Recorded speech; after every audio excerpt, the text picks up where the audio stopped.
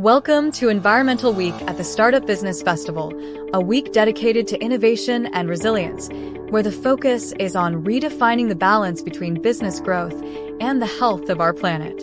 In today's rapidly changing world, environmental sustainability is no longer just a choice, it's a necessity. This week, we explore the transformative potential of environmentally conscious innovation and sustainable development. From renewable energy to the circular economy, we highlight the leaders and thinkers who are driving change through sustainable practices. At the core of Environmental Week is the belief that businesses, big and small, can make a profound impact on our world. Through our sessions, discussions, and collaborations, we invite you to think beyond traditional methods and join us on a journey of creating new solutions that support both our economy and our planet. Let's look forward, together, to a world where sustainable business practices shape the future, all here at the Startup Business Festival.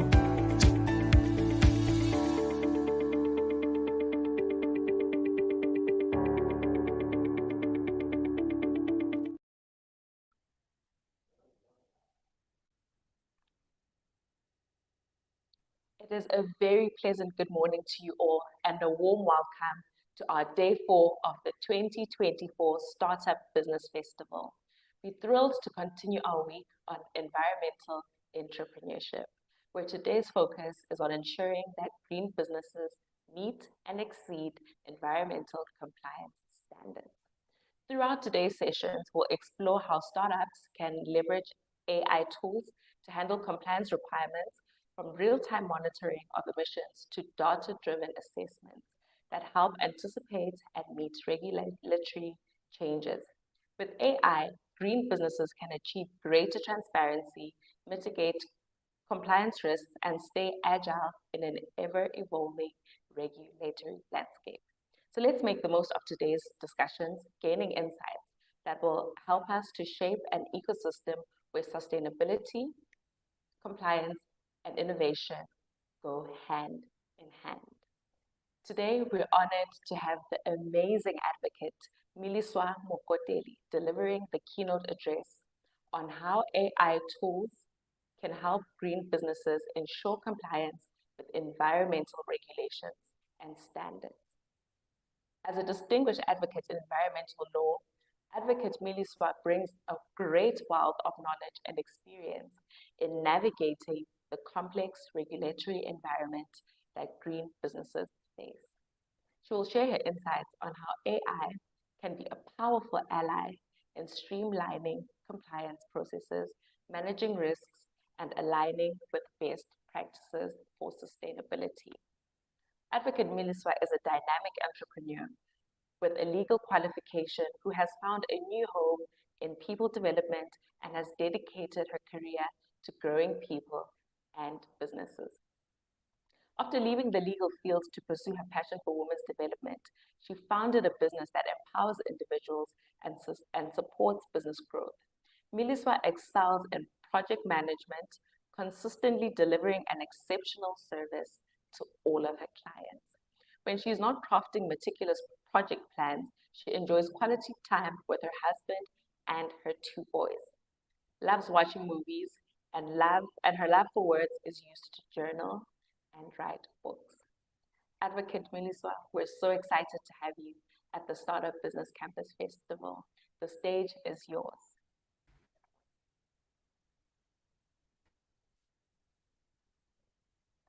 Advocate Miliswa, can you hear us? Yes, I can. How are you? I'm good, thank you. And yourself? No, I'm wonderful. Thank you for asking. Good, thank you. The stage is yours. Please take us away. Thank you so much for that intro. I will be presenting. You'll let me know if you can see my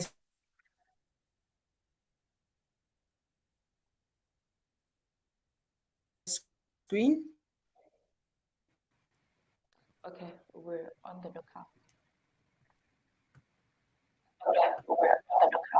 Oh, okay. You don't see it yet. We can now see it.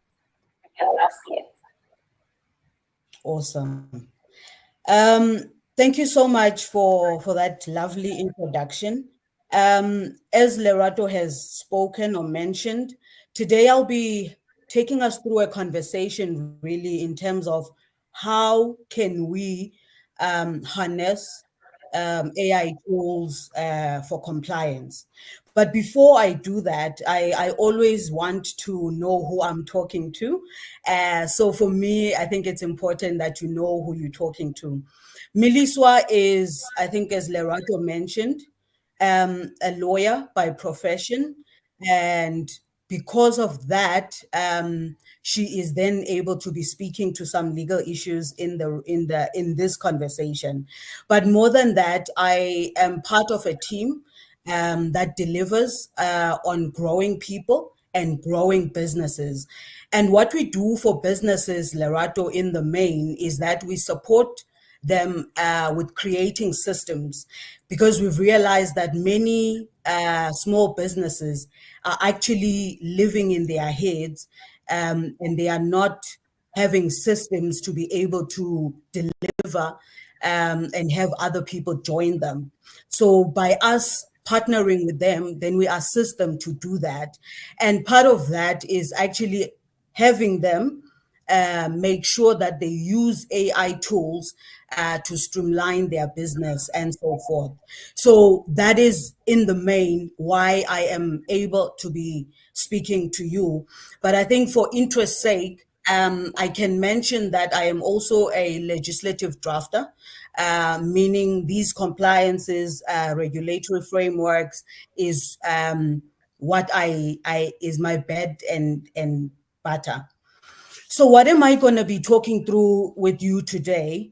I'm going to be talking through understanding environmental compliance. We're going to look at what is the role of AI in ensuring this compliance. What practical implementation processes can we do for us in our businesses to be able to do this seamlessly? And then we're going to look at a case study. I always like to see who is already doing what we want to do.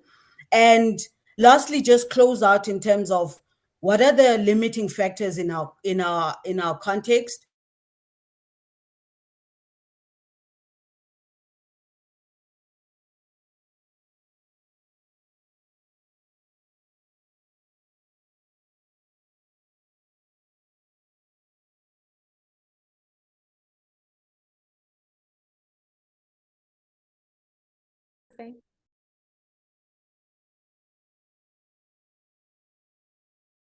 We cannot run away from the fact that in today's landscape, it's important that businesses comply. This is for any industry, but today we're going to limit ourselves in the environmental space, right? We cannot not be able to comply with the practices or with the requirements that are there. And for me, adhering to these environmental regulations not only ensures the protection of our natural resources, but also it fosters trust between us and the stakeholders that we will be serving, right? So by integrating these AI tools, we can enhance our ability to comply with these regulations and efficiently and effectively driving both environmental and economic benefits, because we don't want lopsided adherence here where we only adhere to whatever compliance that is required at the expense of profit, right? So that's what we are going to be looking at.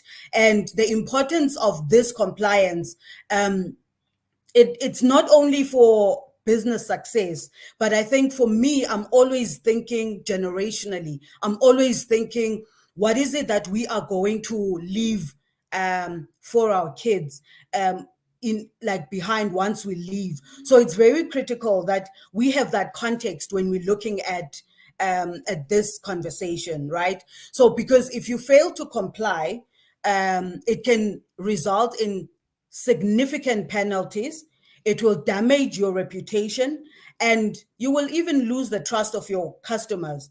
So it's really important that we make sure that we comply with the regulations that are available. So the objectives then of this conversation is to take us through really an understanding of how AI can enhance this compliance as well as provide sustainability for our businesses. I hope you're with me so far. Now, when we talk about the understanding of compliance, it's critical for us to know, why is this compliance a requirement? Because many people, which is obviously not you, because you probably already know the compliance that are required. But I'm speaking to that small business owner who is saying, I want to get into the green space, but I fully don't understand why this is required. Then we will then look through some regulatory framework, not in detail, but we will browse through in terms of that, right? Now, why do we need compliance? If you were looking me in the eye and saying, I am in this space, this is what I do, can you tell me why compliance is critical in the environmental space? I know you can't talk to me, so I'm going to tell you. One, it protects the environment, right? It's what I spoke to when I was opening my opening remarks. Conservation is critical. You ensure that you minimize the negative impact on natural resources, right? So it's very, very critical for that end. But also for us, it's critical that we look at what could be the legal obligations, right? So now we know it's for environmental purposes and so forth. I mean, when I was listening to the first speaker on Monday, they were taking us through what AI is going to do. But I think now that we know what AI is going to do and what is it, now we need to think around compliance. How is compliance? Why is compliance required? Which is what we are answering here. And so we said, firstly, it's to make sure that the environment is protected. There are legal obligations, right? And so for us to be able to avoid all the penalties, we need to be able to adhere to all the regulatory requirements, and ensuring compliance really prevents disruptions in your business operations in the main. Number three, it enhances reputation and trust, right? Because we cannot run away from the fact that your business is a brand. And if there are things that it's cutting corners on, then unfortunately your brand will then become compromised. So it's important for you to comply so that your customers, investors, and stakeholders can really trust what you do. Because when you have stakeholder trust, it demonstrates your commitment to environmental sustainability. So that is critical, right? So that's number three of why do we comply. Number four is around promoting sustainable growth. So this sustainable growth, what we do is that we make sure that resource efficiency is happening, right? So the reason why we need to comply is to encourage the efficient use of the resources. Remember, like I said in the beginning, we need to leave this world to our children's children. So we need to leave it in a state that is better for them to be able to use, right? And the resource efficiency also, it leads to cost savings, right? It reduces environmental impact, So it's really critical that we then adhere to that. But lastly, it talks to the competitive edge. So in the marketplace, like in the market, if you can be able as a small business to differentiate yourself by being compliant, really that actually assist you to be able to stand above the rest. You'll be able to attract eco-conscious consumers and investors. And really, there's business opportunities here, because once you comply, you open up new business opportunities, such as access to green markets and participating in sustainable initiatives, right? Then, did I say lastly? So, social responsibility, right? That's another reason we need to comply. It's because we need, because it has community impact. So you need to adhere to environmental regulations so that you can really contribute to the well-being of the communities in which you operate. And it's ethical, So for any business, that's really a key factor in the back of your mind, or in the front and center of your mind, right?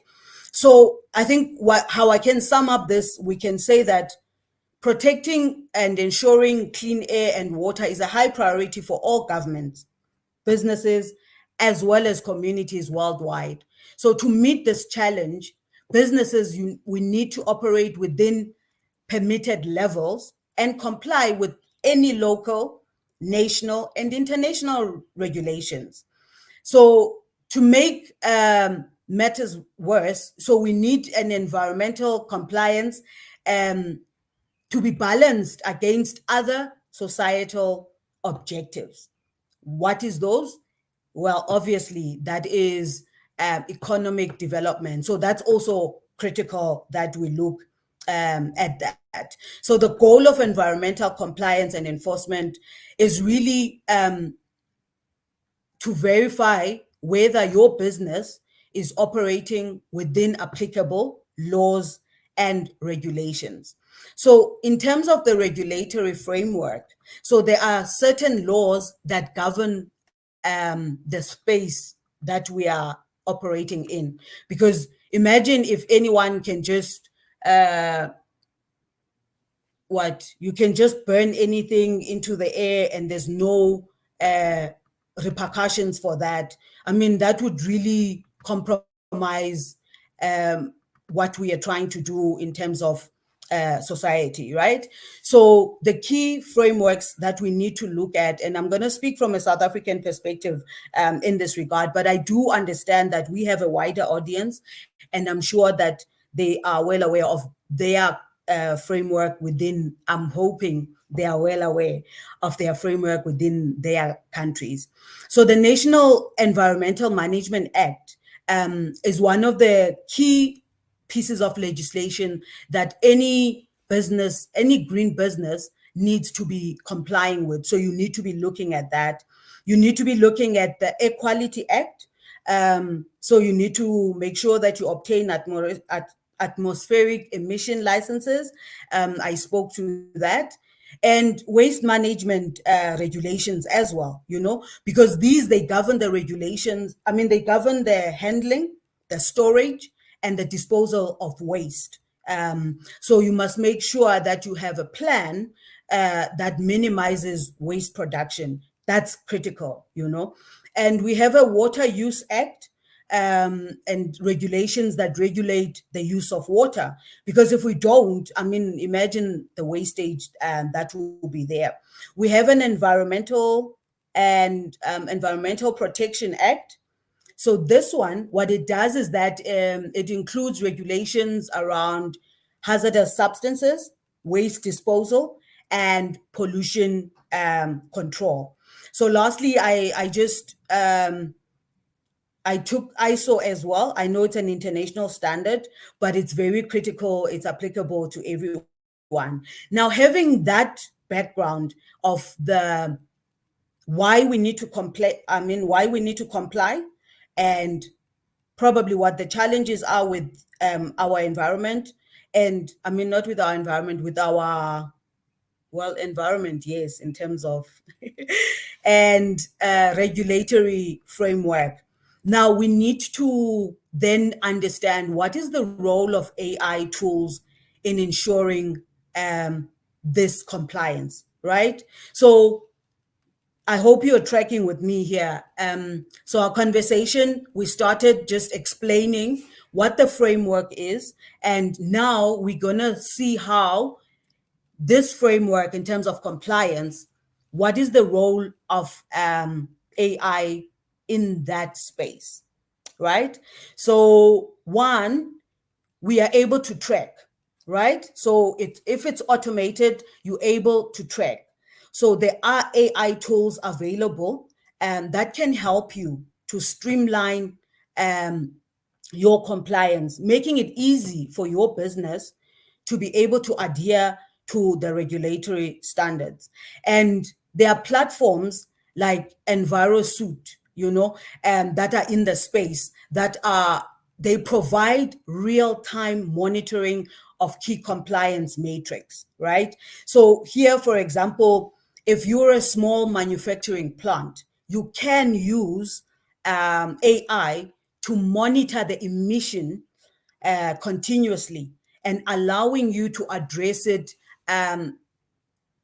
very proactively, right? So AI is, and this is what I always say, and this is really my passion around utilizing tools like these ones, because they make your life that much better. And I know that most people, and I love this platform that startup business has actually put together, because most people need to be thinking about how they will incorporate it into their businesses, right?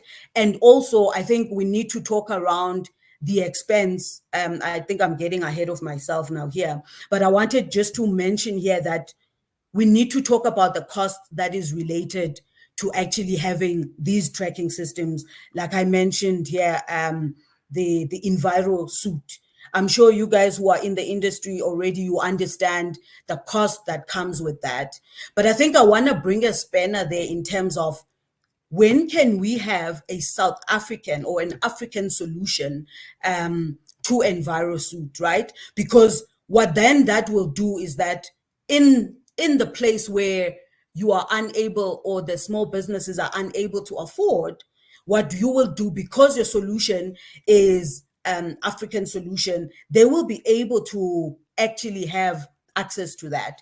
I know it was just a thought that I wanted to throw out there. But what is the second thing that the role of AI can do for you as a small business in the green space?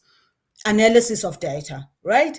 And reporting. It will assist you to generate insightful reports and making it very easy for you to even comply with those acts that I just went through right now, so that you are able to then have just a comprehensive view, and you highlight the areas of improvement. Here, we can mention a tool like the SAS, environmental compliance. This is a powerful tool because it enables businesses to have a comprehensive report for whatever they need to submit for their compliance. An example that I can speak to here is an agricultural enterprise. It can use this AI analytics to assess water usage against conservation measures, right? And this will ensure that they're able to meet the mandatory threshold that they are required. So it's very, very good for businesses to actually be able to have something that, unlike before, when you had people to manually calculate certain things for you, and it was really difficult for you to be able to even gauge your trends and how you operate as a business. But when these tools are installed, you'll be then able to, I nearly said at the drop of a hat, but maybe it is at the drop of a hat. You'll be able then to see your data and you'll be able to analyze, because, and something that just dropped in my mind right now, because many people think that AI is going to replace many jobs, and it will. However, it will create new jobs. So for me, I think the mindset here is, once you have the skill to learn, nothing can be taken away from you. So it's really, really critical that, as much as we are saying doom and gloom, AI is going to take away our jobs, but we can even look at it in the other flip side and say, now that there will be data to be analyzed, who is going to do that, right? So you start already now preparing for that, So it's really critical for us to be in that learning mindset, to be able to embrace it within our businesses, right? Then the third element is predictive analytics. So with this predictive analytics, businesses can potentially see how compliance, they can potentially see how there'll be compliance challenges, and they'll be able to develop strategies to mitigate this. Guys, I cannot emphasize it more how this becomes a third eye for you, so to speak. When I talk to my team around how we must use AI in the business, it's literally to make it your friend, to make it your think tank, so to speak. So it's not even there to replace you, but it's there to do the complex tasks that you wouldn't be able to do, like foreseeing what could happen in the future. For this one, there is an IBM environmental intelligence suite.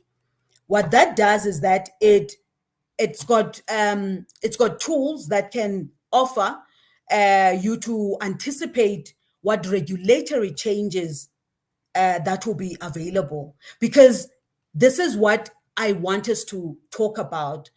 If government does not sit in these kind of sessions, they will not be able to be aligned with us in terms of what we are saying when we are talking of AI tools. So maybe then another call to action for us is, how do we invite government so that they are able to have a front row seat and themselves have AI to ensure compliance, so that our systems can speak to each other? Yeah, I think that would be a brilliant solution, and I can imagine they were invited, or they are part of the festival. So maybe I'm just Now, an example here is that a renewable energy company, it can analyze trends to prepare for adjustments in energy regulations before they take effect. Imagine that.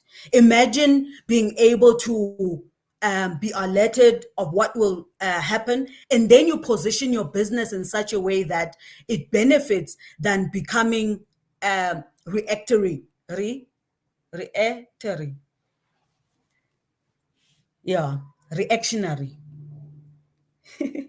Yes, to whatever regulations that are being put out there, right? Also, this can actually help us. AI can actually help us to manage resources.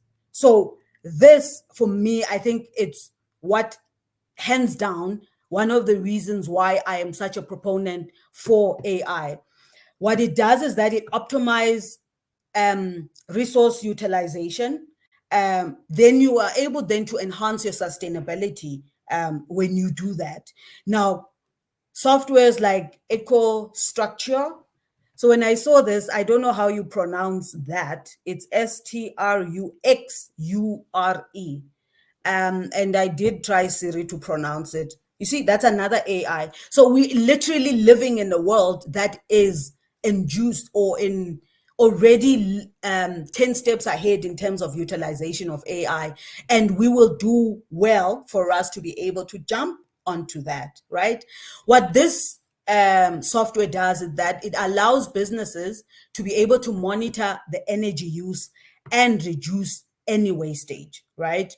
So an example here is that a local packaging firm can implement AI systems to identify energy saving opportunities and align them with their operations with sustainability. For what I know, so basically last year I was part of the event, and in the room, as I was going around as a mentor, looking at the young people who were having solutions, I was so impressed at the level of creativity that our young people actually have. And I know that we might be the ones struggling to transition into AI, but given the right circumstances, given the right conditions, I believe our young people can be able to provide the solutions that we need, right? And okay, the reason I was mentioning last year is that one of the teams that were talking around the dripping tap and how they're going to put something onto that dripping tap so that it alerts the insurance companies in terms of that. I hope I'm not butchering their idea, but I truly love that, because what then that did is that it's not only resource management in terms of the water and the what leakages that are happening, but it's saving people money because they're not, end up paying a lot of things as a result of that. Okay, moving right along, we know that real-time monitoring is critical, especially for businesses that needs that kind of service, right? Or they're offering services that have to be monitored and on the go, right? So that's what AI actually provides. Training and awareness, AI can facilitate that your staff be trained on compliance protocols. And Dosibo is one of the platforms. They allow for the creation of tailored e-learning programs. And I mean, as an academy, we know what that is so critical. So a business that is handling an e-waste can actually create a module that can educate its employees on compliance with regulations around electronic disposal. So everything, I believe, with AI makes work that much easier for us. But I'm not saying it will be easy. I'm saying it makes it that much easier, right? Now you're saying to me, okay, Millie, so I'm hearing you talking about what AI can do for my business and so forth. But what are the practical implementations that I can take as a business for me to be able to start this? Let's say I did not think about it. I'm not in the space. What is it? Where can I start? Right? Low hanging fruit. What you need to do is that you must conduct a needs assessment, right?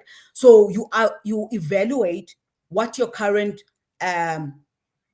compliance landscape is like, and then you identify the gaps that AI can address. Because as I was preparing for this talk, I kept asking myself, what was happening before these tools came into play? Did we have people do this? Did we have, which obviously that's the answer, we had people do this, right? And sometimes people, because they are human, there are errors, right? Both within government as well as within small businesses. And for you to be able to then sit down and say, this is my business, I'm new, I'm just starting out, but these are the things that I'm required to do. And then once you are able to assess in terms of where do you actually need a human resource than a technological resource, then that's where you're going to be able to plug in AI, right? So that goes to my second point around, you must choose a suitable AI tool, right?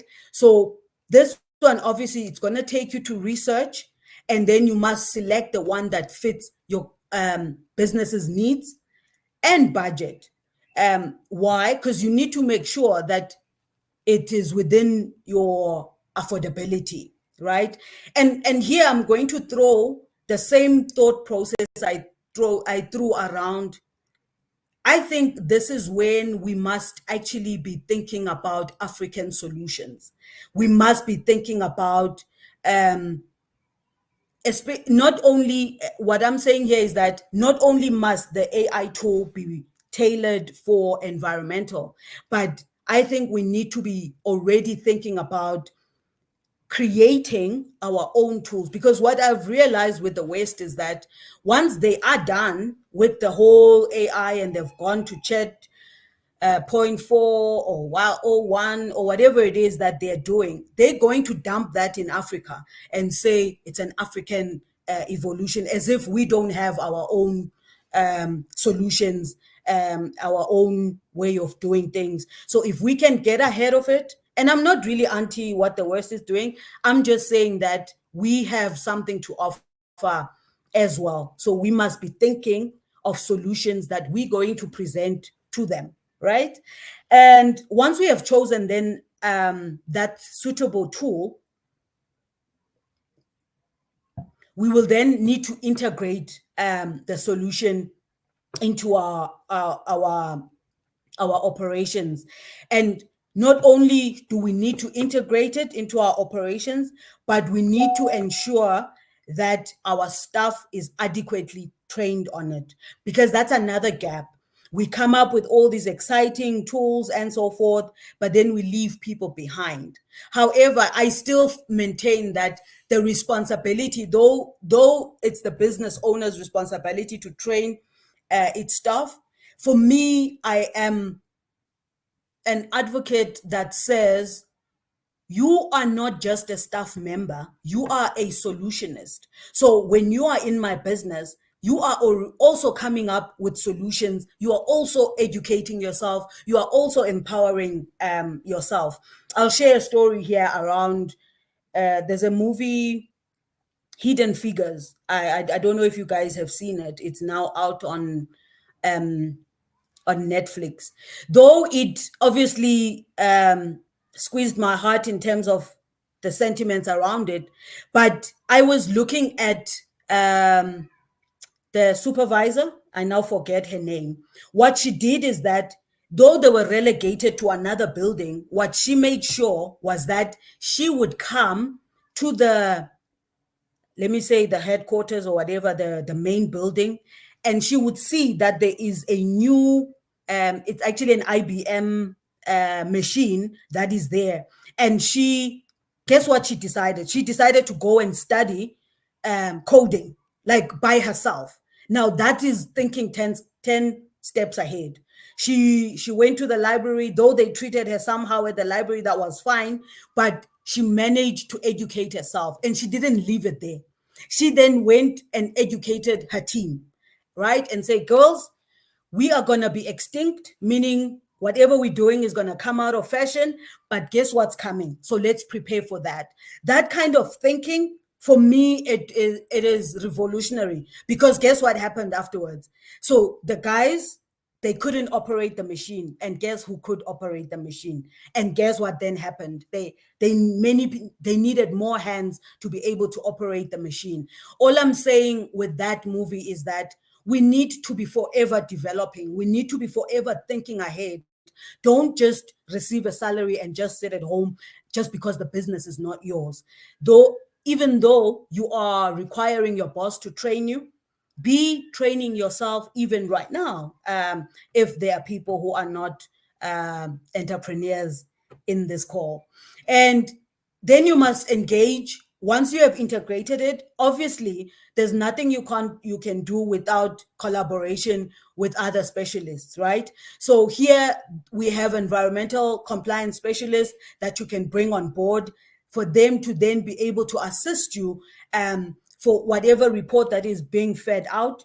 Just confirm with them if it aligns and if it's okay. So in that way, you are then not waiting for government to tell you, no, it's wrong. You are already like prepared for the submissions, because that's what the whole aim of this talk is about. How can AI tools make you able to comply? Then lastly, we monitor and adapt. There is nothing, what do they say? They say the only constant is change. So nothing stays the same. That is why I think even with these AI tools, you might think it's the best there is in the industry and so forth, only to find out we are even outdated because something new has come up. I think that's a fascinating thing for me when it comes to AI. Now, I've said all of that, right? But Melissa, where can we see an example of this happening? And actually, what implications are there for my business if I'm able to implement these AI tools for compliance in my business, right? Sanitech, it's a leading sanitation and waste management company. I hope some of you know, but if you don't know, that's fine. What it does is that it provides innovative solutions for portable sanitation and hygiene, right? It has network of branches across, it's got a wide network of branches, and it's got a large rental fleet. And the challenge that they were facing, I think that's what we need to first think and ponder upon. They were facing a challenge of optimizing waste collection routes. Okay, so their problem was around waste collection routes and ensuring compliance with environmental regulations whilst maintaining operational efficiency, right? So traditional methods of waste management were not sufficient to meet the growing demands and regulatory requirements. So that was their biggest problem. And what was their solution then? AI integration was done for them to address these challenges. What they did is that they implemented AI powered tools to enhance waste management processes, right? And what is it that they did? Number one, they had an AI driven route optimization.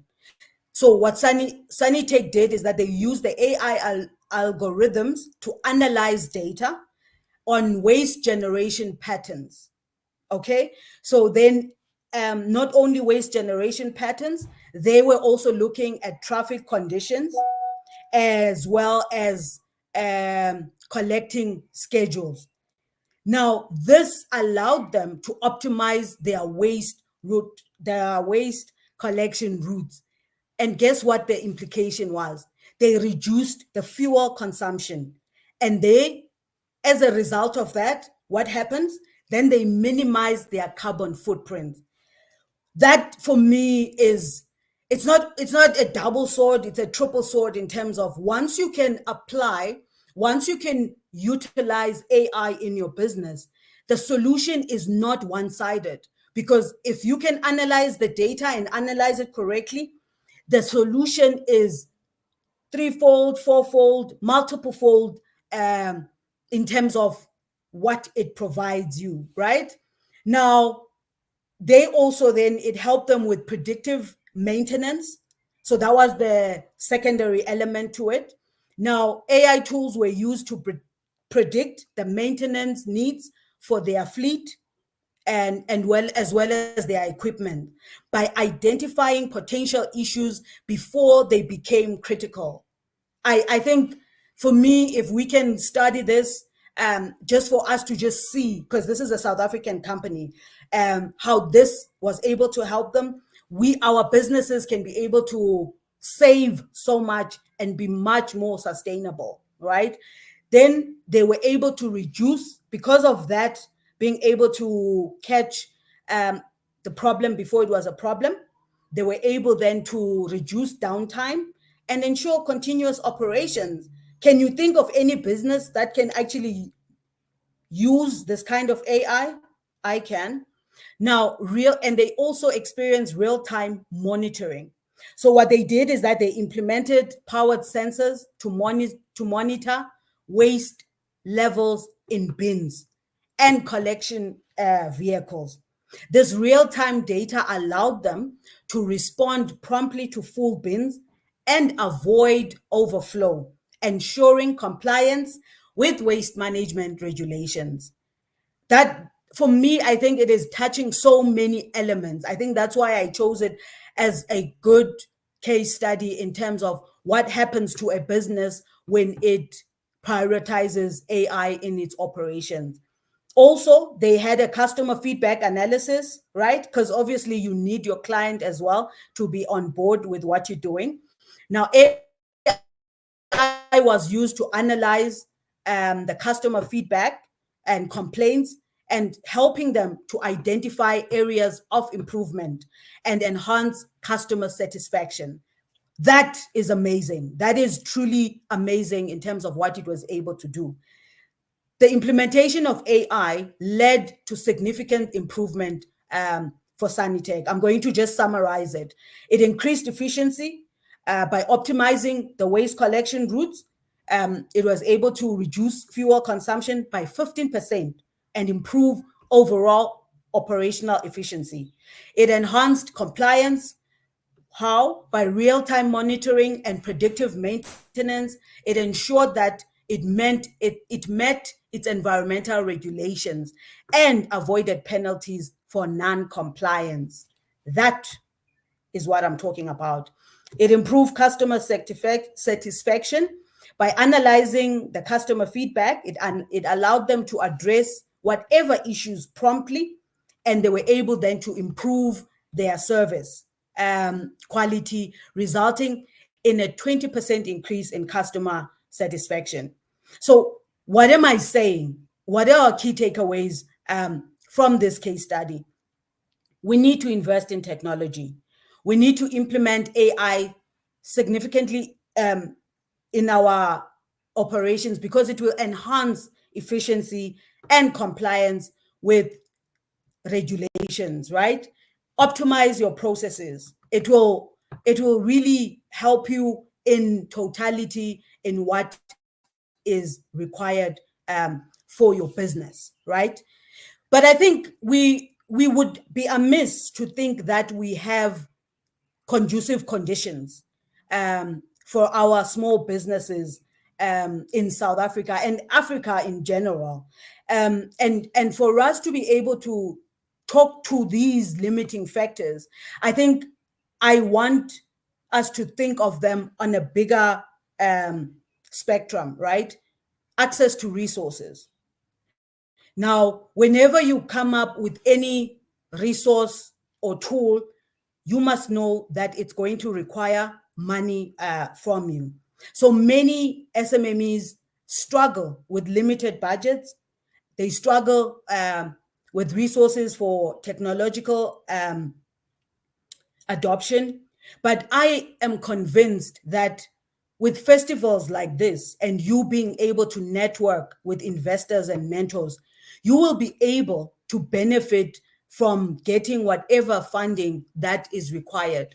That is why I am saying government has to come on board, because before, funding was only given for step 2, step 3, and never the initial step.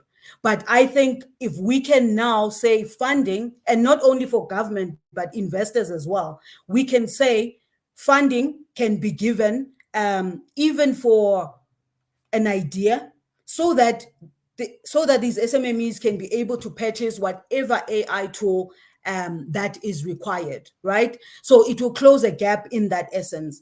And government can cut away some of the compliance regulations that are not really necessary, but they are heavy on the pocket, right? So I think that's another way we can look at this access to resource, that we don't just put it and say, no, SMME, you go deal with the problem and so forth. But you can then say, how can we, all the players, all the stakeholders, how can we hold hands to ensure that we provide resources for this new world to become a reality to a small SMME in deep Flagstaff, where I come from, so that they can have the tools that will make their business go faster.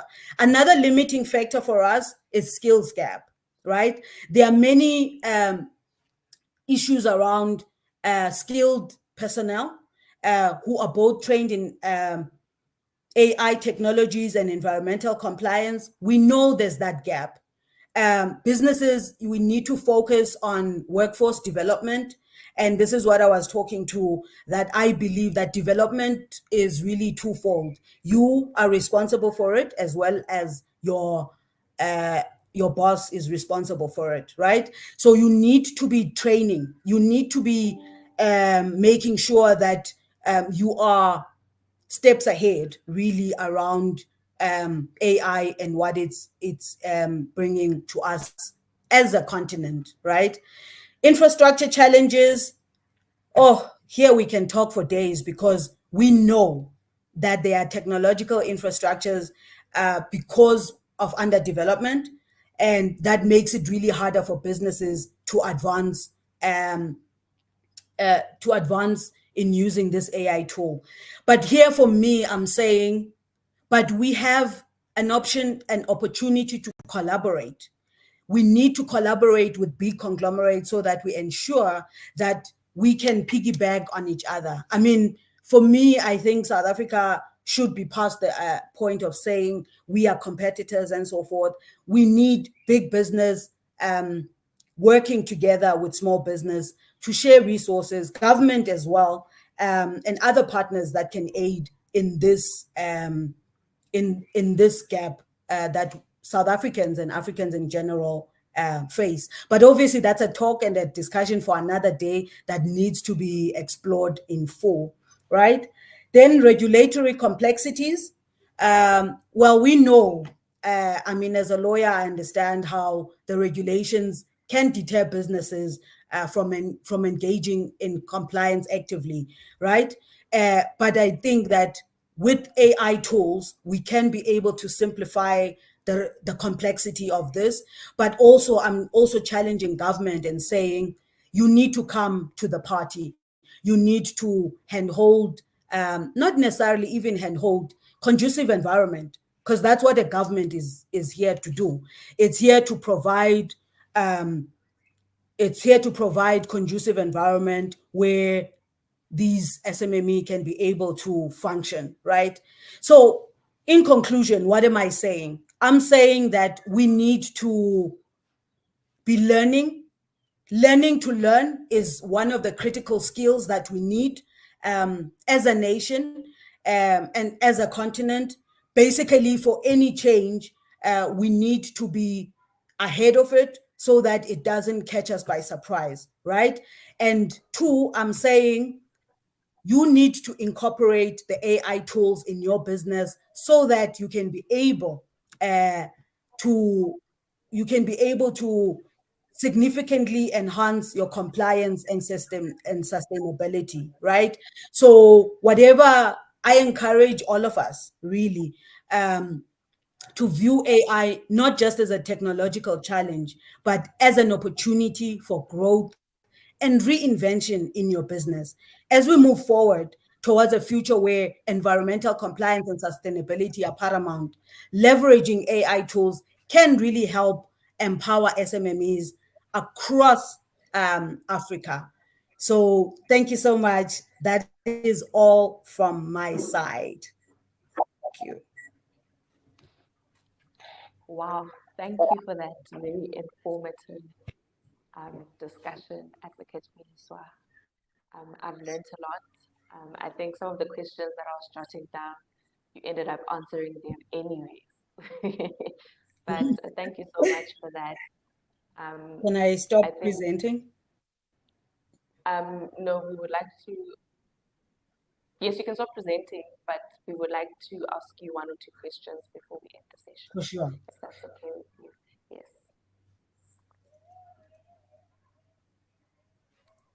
Okay, so I'll take a question from the audience. If they would like to ask something, please just drop it in the chat.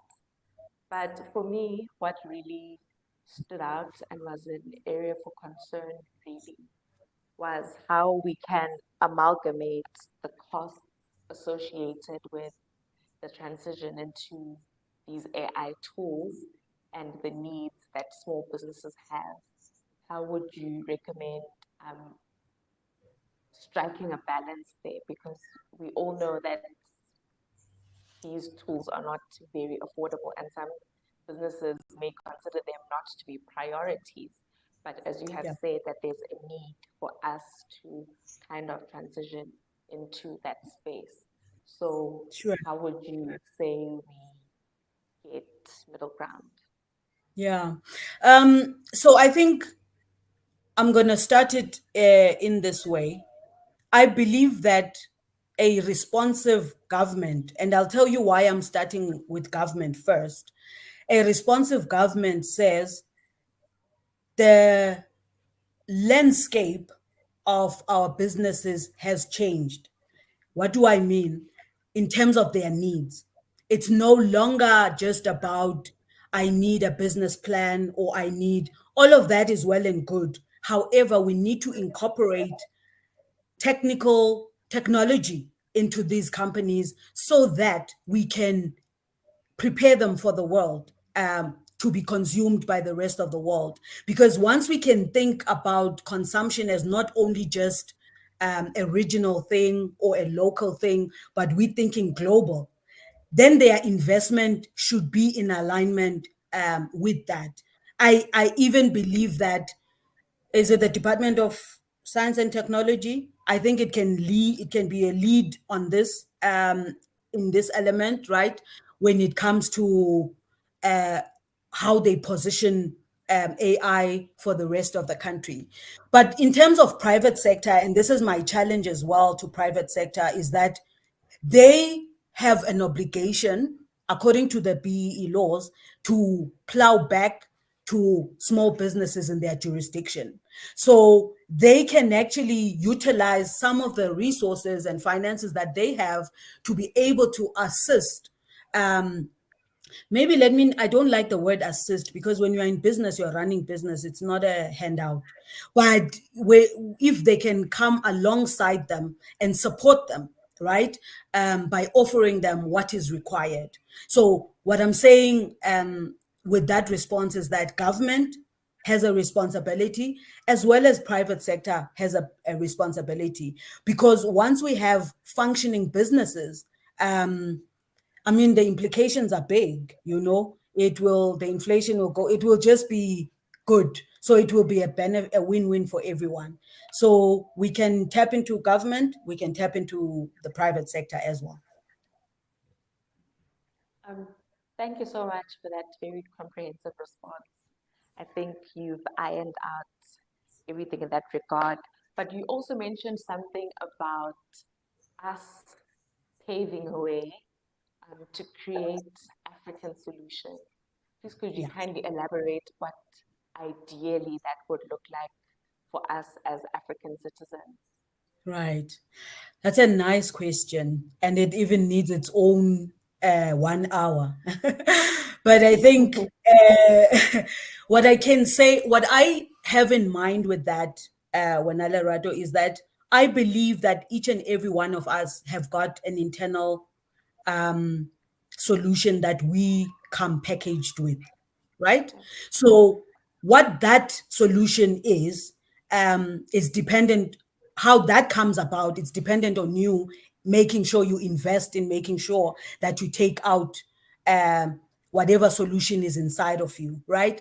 Now, imagine if in Africa we hammered so much on young people and everyone in general to come up with innovative solutions, right?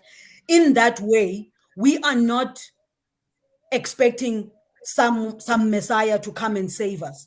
What we are doing is that we are utilizing our own human resource, our internal strengthening our own internal innovations and so forth, and then we are able to come up with the, so I mean, like I was mentioning to you, when I was in the room with those young people coming up with solutions, that told me that a solution is not, I might be hungry, I might not have 1 2 3 4 5, but my brain still works, but I still have access to learn and understand what is out there, right? So what I'm saying is that, in a nutshell, utilize what's inside of you to come up with solutions that can serve your community at first, and you extend it to the rest of the world.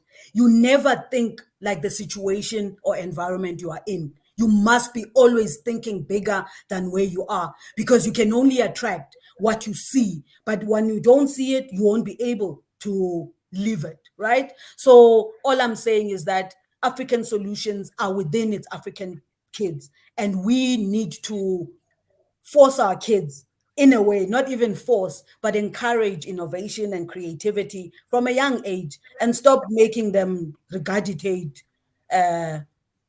school books and so forth. But don't quote me on that.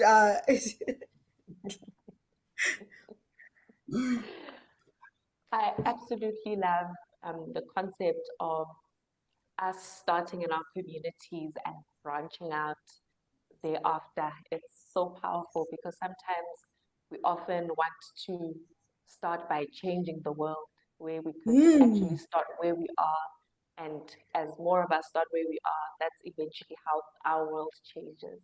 So I That's it. absolutely love that concept. I'm going to take a question from our audience, and it's from Pamela. It reads, thanks for the knowledge, Dr. Mokoteli. Quick Advocate. question. Sorry, advocate. Quick question. So you were giving such a powerful speech. Now I'm giving you an honorary doctorate. No. Trust me, being an advocate is better than being a doctor. So Okay, here goes the question. Can AI-powered tools assist in early disease detection and diagnosis? Pamela, that Yes. that is a fantastic question. And my answer is yes. When I was researching this talk, already there are certain countries that are already doing that. So literally, in terms of they detect in a room, in terms of people, the breathing and the whatever. So from there, the bacteria is able to be translated into whatever. It's just that I didn't go deep into that. But the long and short answer is that AI is available for every industry. And once we can tap into it early, some of us can even get away from unemployment. And that's how much I'm passionate about it, because I feel like a child who's going to come up with the AI tool that detects that that disease, that person is set for life, because that's a business. But obviously we know that in running any business, you can't do it alone. You need support system. But I mean, companies like yours are here for that. I mean, they have an ecosystem of that kind of help. So Pamela, there is already existing AIs available. Thank you so much for that, advocate.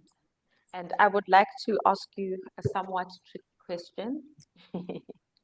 And it reads, is there room for AI systems to help South African businesses track and improve energy efficiency, especially with the country's energy challenges and emphasis on renewable resources? So I want to pause.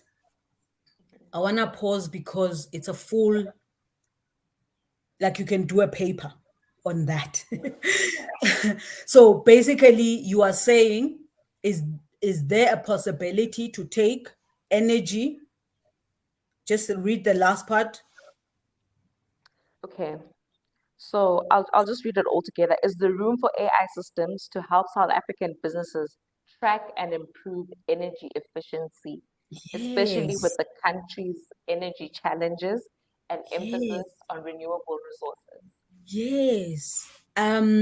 Yes, a lot. So there is something I'm starting to dive into right now.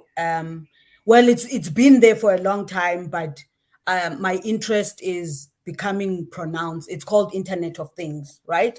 Now, what Internet of Things is speaks to is technology that is able to track and this, I'm butchering this. I'm sure people in the IoT are gonna kill me. But basically, my layman understanding of it is that if you have for example, the lights that come on in the streets. I don't know where you stay, but where I stay, sometimes the lights are on even during the day when they're not supposed to be on. But imagine if we had sensors that were able to turn those things off, how much energy we were going to be able to save, right? That's just even a silly example. But imagine if we, because this is what AI requires of us is thinking hats. Unlike our parents who were workers and doers, with AI, you need to find your current situation and put on your thinking hat and apply solutions around that. So I think for me, the answer is a big yes, right? And that big yes has even an implication both on government and both on us, because also us, we have to have cost saving mechanism when it comes to how we utilize our energy, right? And now I think I want to touch the last element in terms of transitioning into renewable energy, right? Because that is key, that is critical. And I think once we can embrace, and I'm not saying that I want to have ESCOM get out of business here, but I'm just saying we need to be finding solutions that helps us to think outside the box when it comes to, I mean, God gave us the sun for a reason. Why can't we utilize it to actually solve some of our problems, you know? So yes, it is. Obviously, the startup is going to be very capital intensive, but I think once it's running, it will save everybody a lot of money. I hope I answered you. Yes, no, you went over and above the question. Thank you so much. And I'm going to ask you one final question before we close. We're running out of time, but the conversation has been really great and really enriching. It's a Personally, pleasure. I've learned a lot, and I'm sure our audience agrees. But how can AI help us to monitor and reduce emissions across operations to meet our local greenhouse gas emission target? Yeah, I did speak to that in the presentation. I'll make you a beautiful example. So my brother has a business in forestry. So it's treated timbers. Okay. So basically, he takes the trees, dips them um, in the deep oil, and then they become black poles. So obviously, that process of making that product has got emissions. But the great thing, I was talking to him before I had this presentation. The wonderful thing about it is that the the machine comes already fitted with sensors that detects for him to be able to do that, right? So it's already incorporated into the solution. So I loved that for him. But speaking to those that currently don't have, I think investment in that. So there are AI tools that are able to track for you your air pollution and so forth. And I think that if you are in the space and you are contributing to the emissions, it will be a great thing to invest in that. So yes, AI will help indeed. Advocate Melissa, thank you so much for your time. We appreciate everything that you've invested in being here with us today. Thank Wishing you. you a lovely rest of the week. And thank you once again. Thank you so much. It was an honor and a privilege. I like partnering with companies that are offering solution. So for me to be connected to you guys is an amazing thing. So thank you so much for the platform, and I hope our viewers were able to think a thing or two. It might not be answers, but it might be something to get their mind thinking. No, Thank you so definitely there much, was Laura. lots of thinking points. Thank you so much.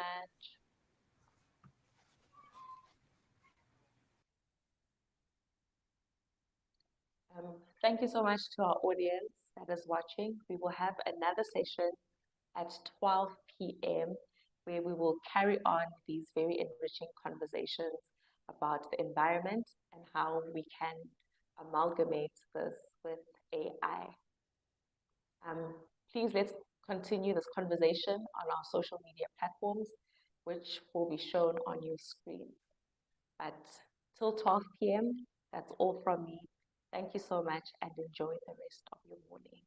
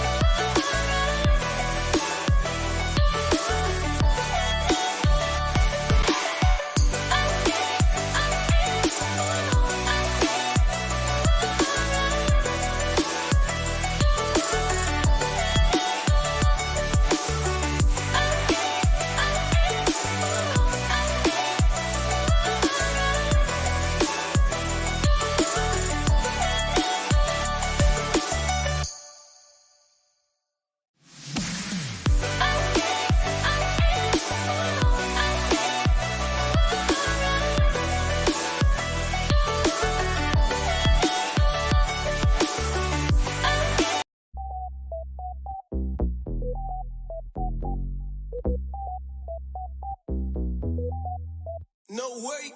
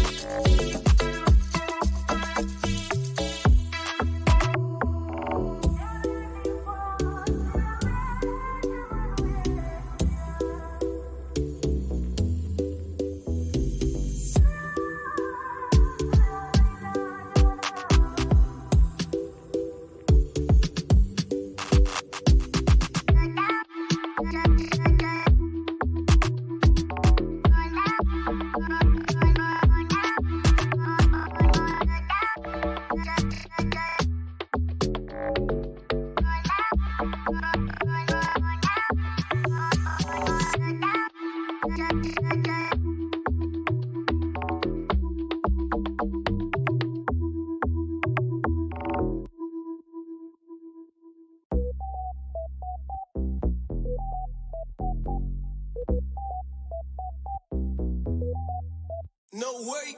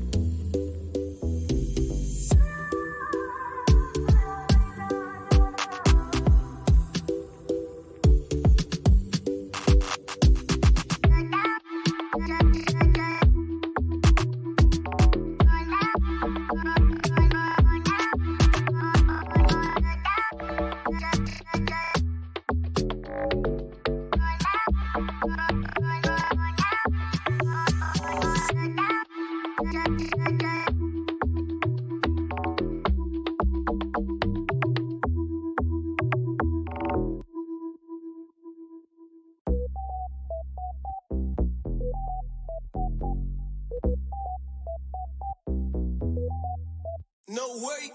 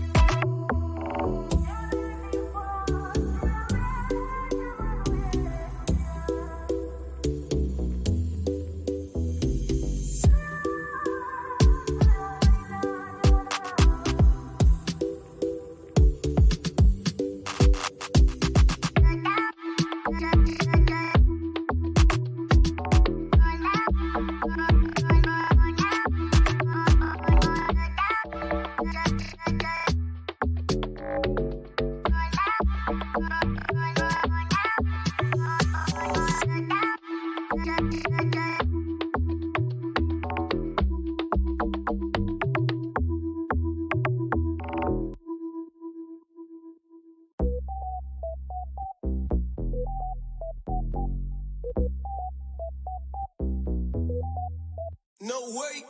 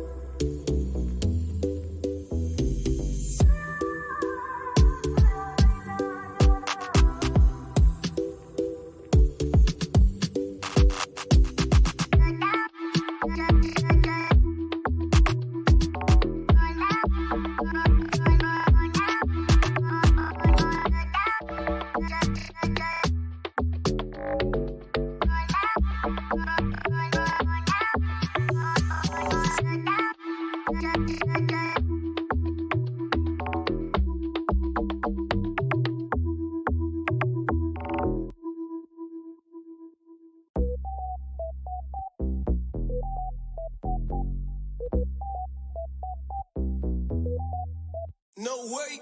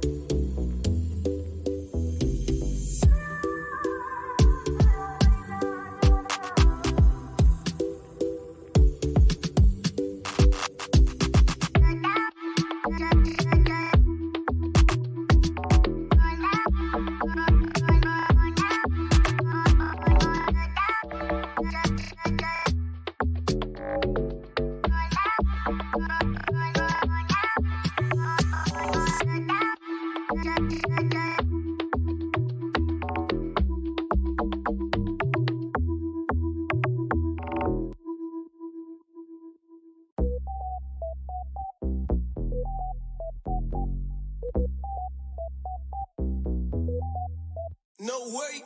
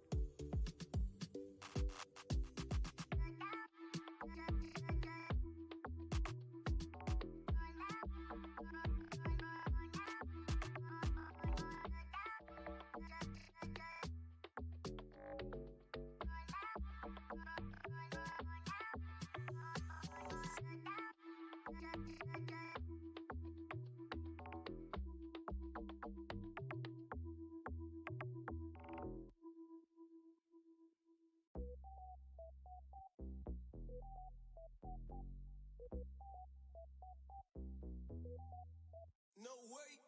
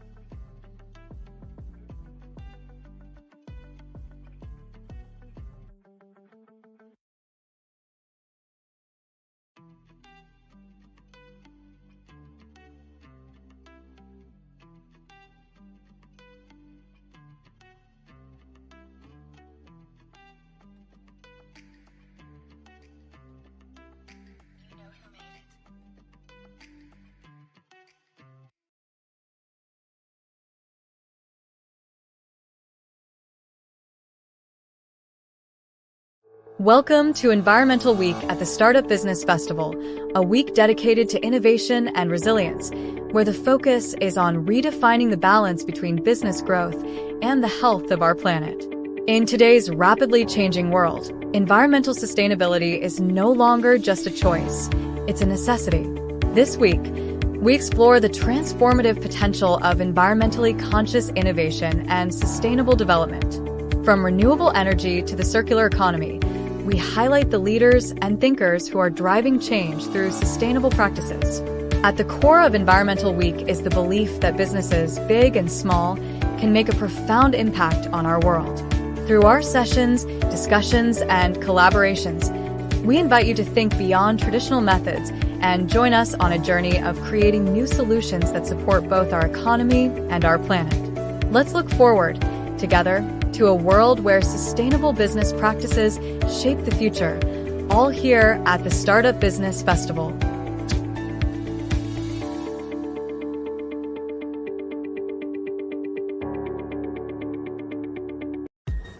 This is Umfundo. He has identified an environmental problem, which is land degradation and crop failure. Umfundo wishes to better his environment and community by installing an aquaponics system that helps produce crops and fish. But how will he go about tackling a project of such proportion?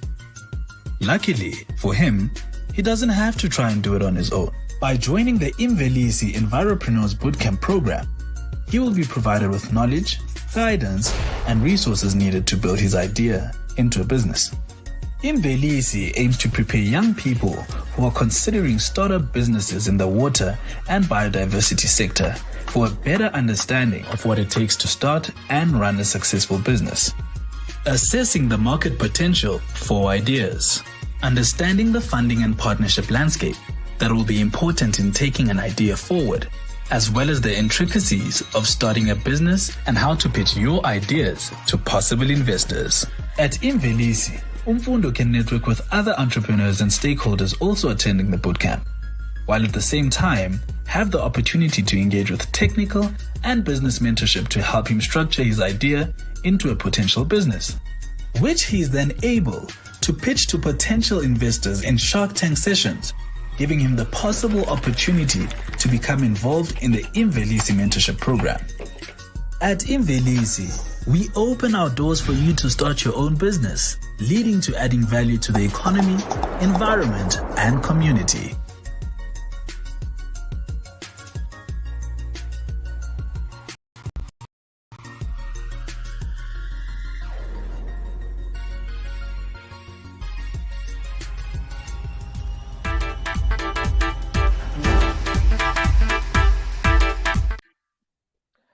Good afternoon, everyone, and a warm welcome to the second session of Day 4 here at the 2024 Startup Business Festival. This year's theme, Building a Resilient Startup Ecosystem in the Era of AI, brings us together to explore how artificial intelligence is reshaping industries and creating opportunities for innovation and sustainable growth. Today, on our environmental entrepreneurship segment, we are delving deeper into the role and the vital role of AI and how it plays into fostering environmentally conscious business practices and supporting green economic growth. This session's topic, Building a Resilient AI Green Economy, will take a close look at how emerging technologies can be harnessed to tackle pressing environmental challenges, from waste reduction to resource optimization, while creating viable economic pathways. Today, we are joined by our speaker, Kaylin Alberts. Kaylin is a systems analyst with a strong background in digital solutions, having held roles across South Africa's banking industry, from IT engineering to digital systems specialist. He's the founder of KFI Connect, a tech startup providing system solutions to small and medium enterprises. He brings valuable experience in AI engineering, IoT development, and solutions architecture. Kaylin is passionate about making technology accessible and impactful, especially for disadvantaged communities through his IT training initiatives. So let us welcome Kaylin to our show. Good afternoon, guys. How are you guys doing? Hope everyone is well. Good afternoon, Kaylin. Can you hear me? Yes, I can. Can you guys hear me? Yes. Can you please switch on your video so we can see who is speaking to as well? Okay. Give me 1 second. No problem. Are you guys able to hear me? Yeah, we're able to hear and see you now, which is great. I'm just going to dive into it. I've given you a brief introduction, but I know that you have more things to add. I just did the brief. So please tell us about yourself a little bit more. Okay. About myself, I am currently a engineering lead in AI, automation, and RPA in the banking industry, and I do also have the startup KFI Connect, which over the last few years has assisted medium to small enterprises build a, if I could say, a proper digital footprint. And also, in terms of academic achievements, I do hold a BSc honors project management, MSc of recently, as well as a management course from different institutions in South Africa. I know the beard makes me look older, but I'm only 29 years old now and looking to create a sustainable impact in the engineering world.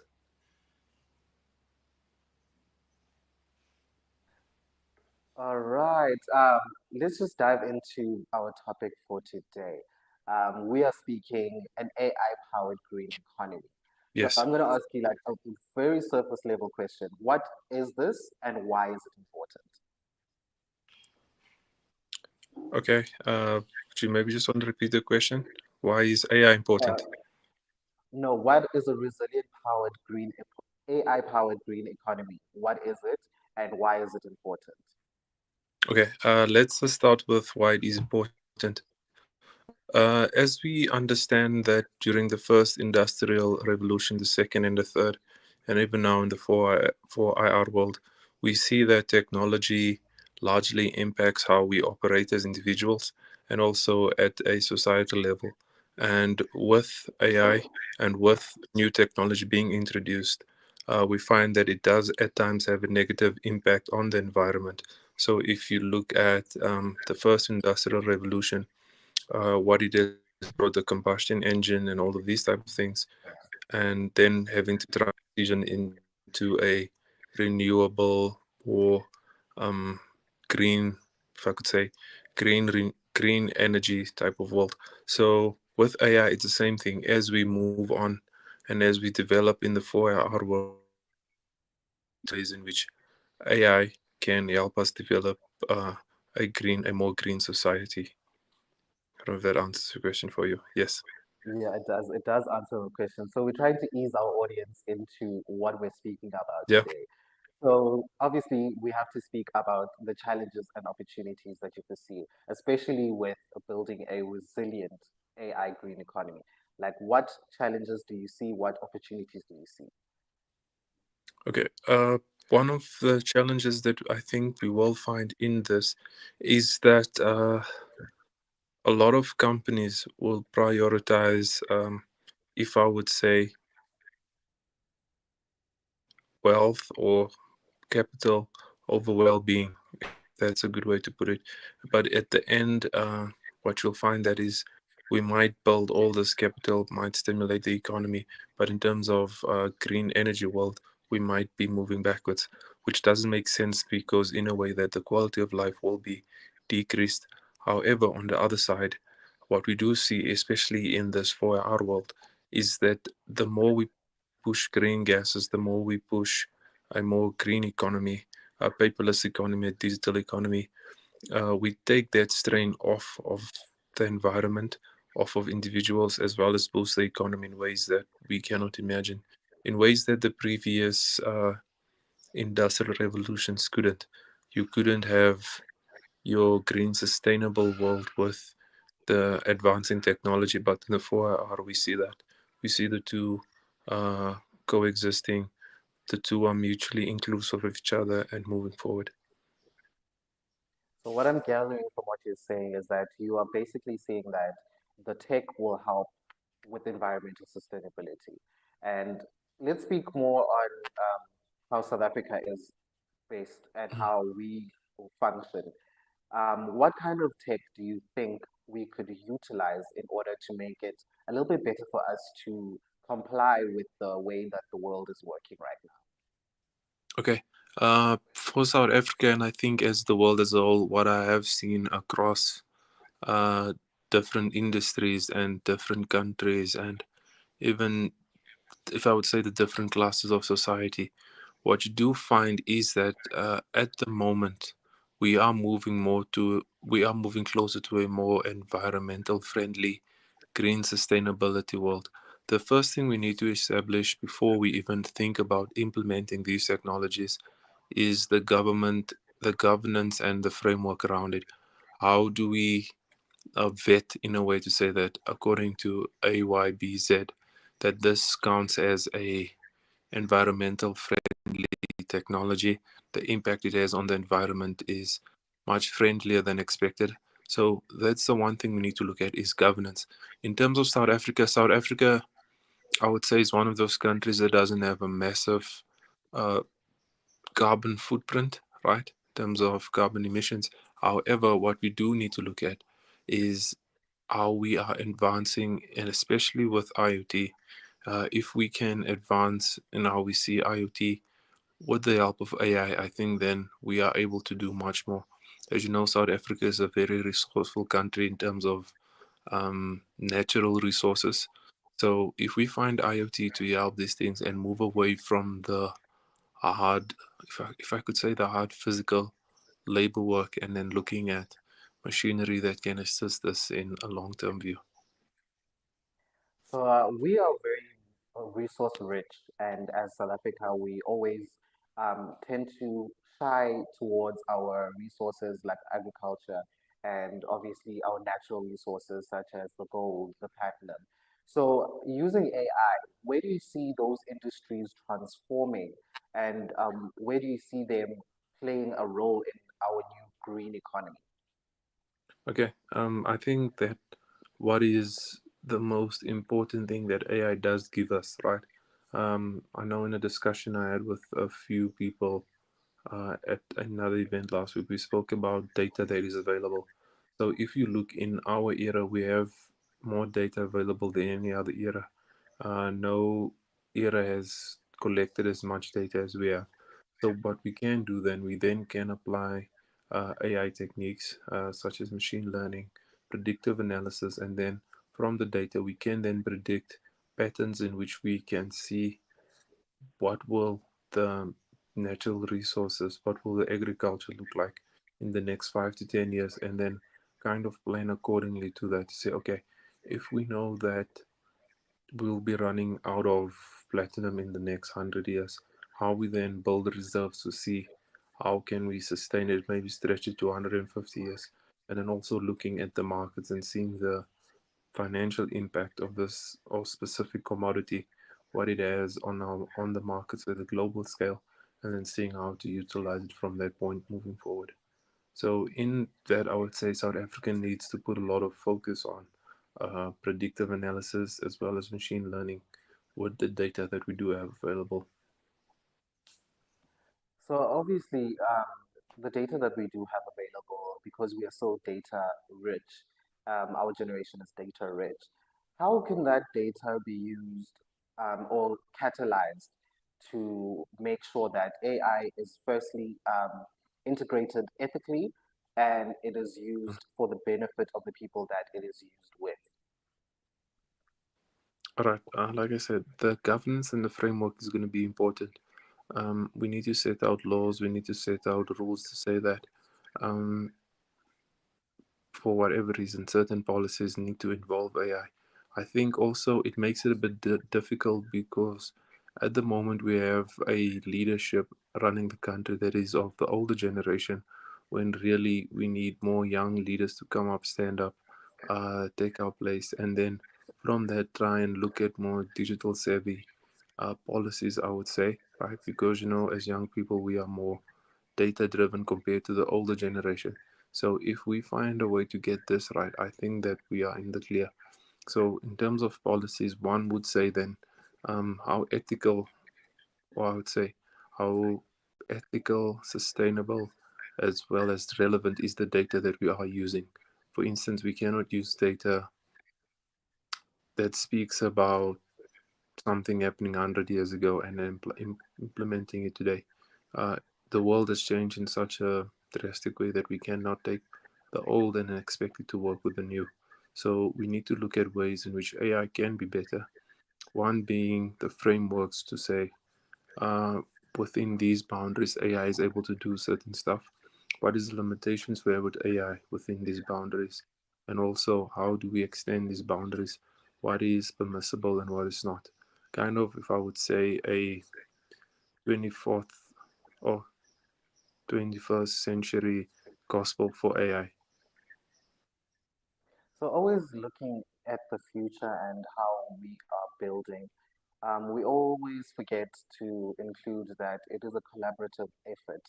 We can't just do this development and we can't just build on this AI without factoring in the different industries that are in the ecosystem.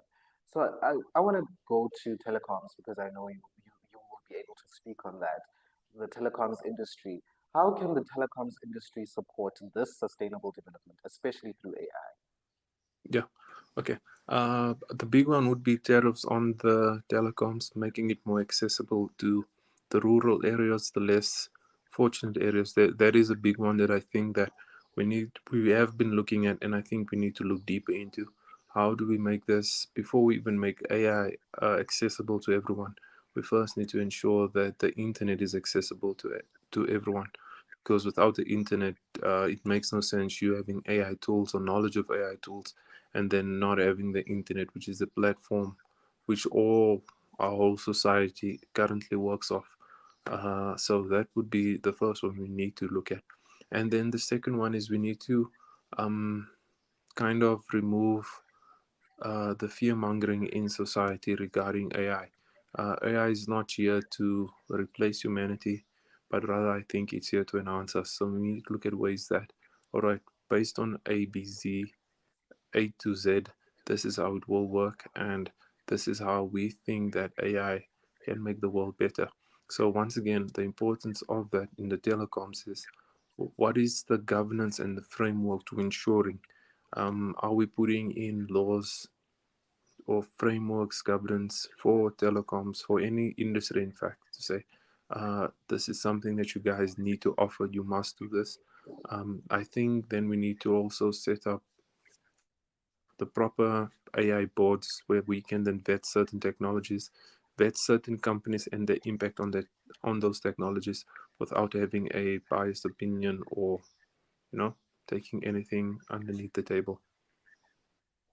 So always we speak on the collaboration. So we spoke about the telecoms, which you just answered brilliantly. And there's also the role of the government and obviously the private sector.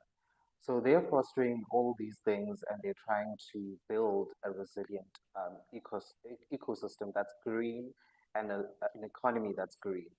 So where do you see their role playing? Besides, the government obviously will be on regulations, but where do you see the private sector coming in? Okay. The private sector is very important for innovation. I think that when you have a community of people competing for a certain market, you find that people are able to innovate in a way, right?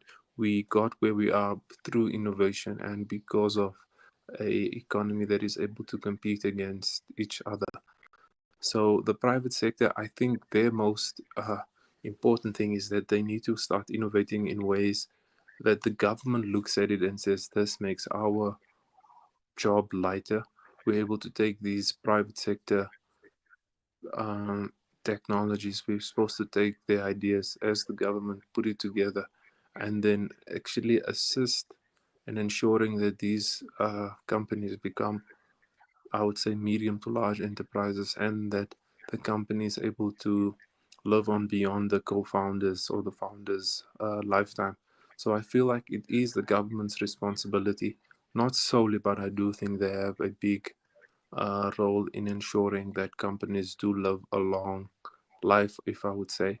The life cycle of a company, the government plays a big role in it, and ensuring that they do have the proper infrastructure to build the AI on. They do have the proper manpower and at times the proper funding to ensure that these private sectors are forwarding our society.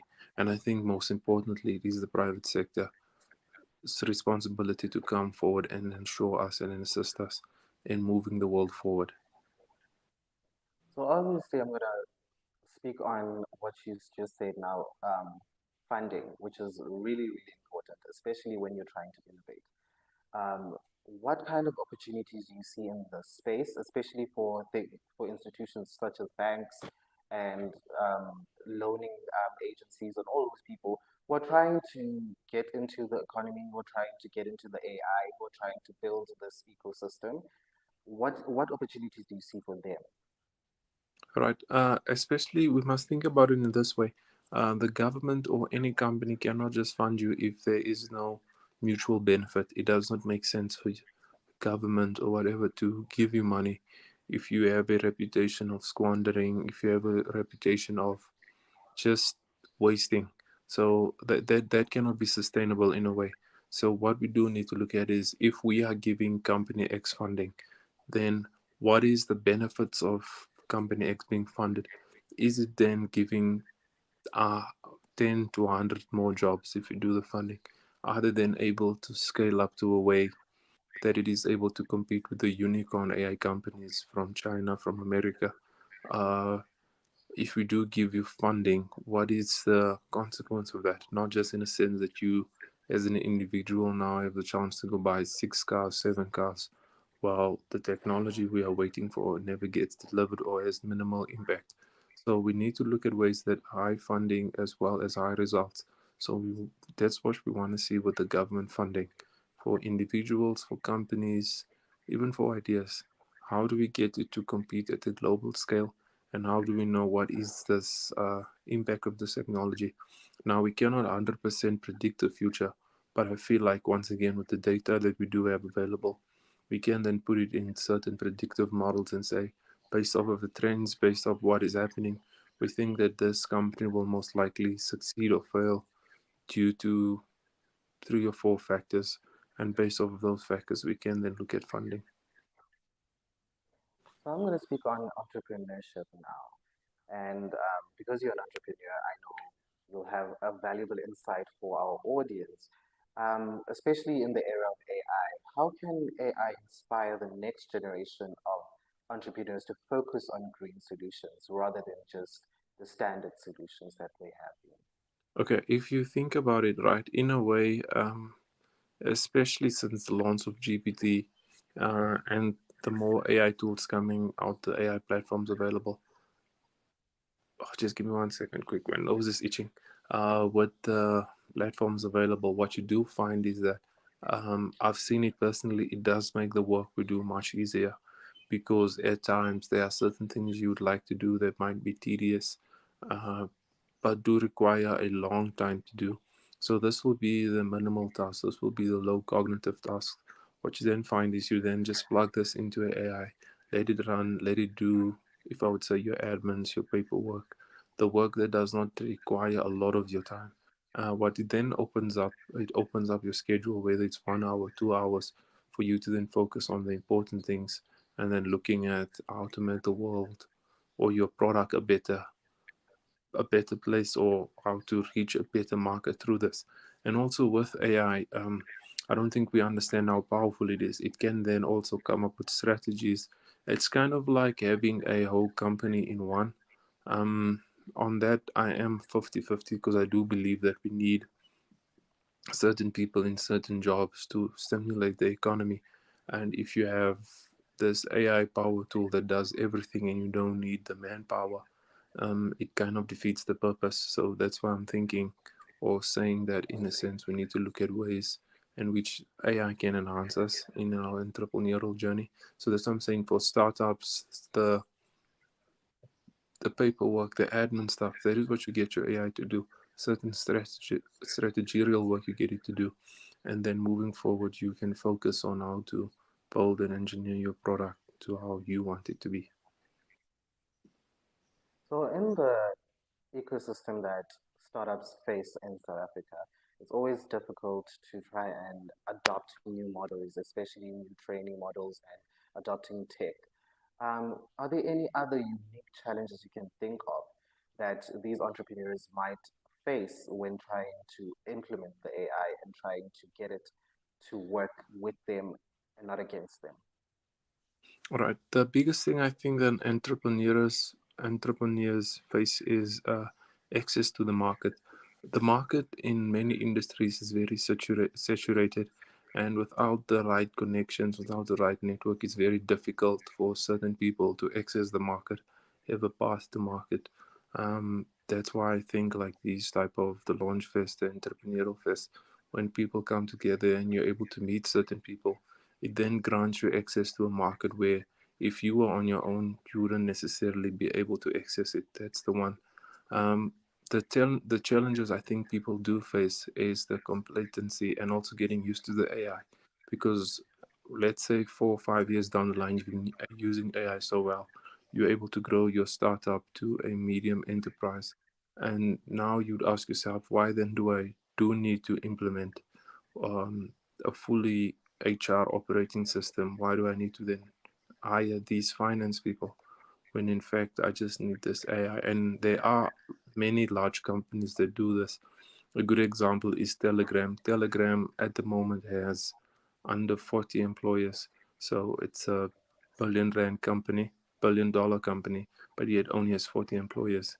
No HR, no finance. The CEO, alongside certain engineers, run most of the company. So that is something that we do face. And I think you amend someone for building something so big in a lean and agile way. However, the impact it has on the economy, on families, and the legacy of families is a different thing. So that's more of a philosophical type of question we need to ask around companies being built. Obviously, we tend to focus on the economic and the benefits and all these things, but we would hardly ever speak about the environmental impact that incorporating AI can bring, because these systems, they take a lot, they are very resource intensive. I read somewhere that they could power a small city just by asking a few questions. You were using that much energy. So how can we mitigate that in South Africa? Because we are an energy scarce nation. We know this. At any moment, we could be back to stage three, stage four. Yeah. But how can those entrepreneurs then, in this resource scarce environment, thrive? Right. I know for certain running certain AI models does take a lot of compute power, which has a big impact on service, which then cost electricity to run, then cost schooling systems. So when we do look at that, I think a big solution to running certain heavy AI solutions is the cloud solutions, right? So if you find that one of the big solution providers in cloud, Microsoft or Amazon, even Huawei of recent, when you look at their cloud solutions, it takes away from the individual. However, in terms of cost, it might be a bit up. Uh, but the positive side of that is that you are paying more, and what you get in return is that you are not largely responsible for the physical storage of the AI solution, the physical infrastructure of running all these solutions. So any downtime, any natural causes, infrastructure failures, that would all be on the service provider. Now, this is a big key in providing the AI solution to how we see the world and how we experience the screen society. There's always an apprehensive nature when we are speaking about outsourcing, especially outsourcing things that very sensitive. Is there a way that entrepreneurs can safeguard themselves, especially when looking for service providers outside of the continent? You've mentioned Amazon, you've mentioned Microsoft. Yeah. What kind of steps are they, and what kind of safety net do they have, especially when outsourcing their AI solutions? Right. But which is very important. I think that as Africa, we need to come together, have our own marketplace, which are more tailored for African problems by Africans, African solutions for African people that we need to look at. However, I find that it's very difficult for us as Africans, another philosophical thing to answer, to trust in each other and then trust in each other's product. I think there's a saying in English says familiarity breeds contempt. And somehow, when we are familiar with each other, we don't trust each other as much, which I think as a society we need to relook at and see how to do that better in one way or another. Always trying to mitigate the risk and always trying to make sure that we are safeguarded. In South Africa, we are the babies when it comes to AI adoption. But let's cast the net 5 years into the future. What is one thing that you think will change in the next 5 years, especially if we build a resilient AI green economy? I think the big thing is that we'll find more, if I could say, we'll find more important work to do. That is what I see in the future. I do see in the first 2, 3 years when AI is adopted fully, we'll see a loss in jobs. But then moving forward beyond that point, what we will find is that people will be doing stuff that are, I would say, more challenging, which gives more purpose. So in the next 5 years, prediction that I do have, I feel like AI is incorporated in every society, in every corporate event, every corporate structure, our social structures. And what we do find is that we have come to a point, and I think this has occurred already, where we merge with technology in a sense that we cannot exist without our devices. What we will find is that now we won't be able to exist without some sort of AI. So, like the internet is important to us.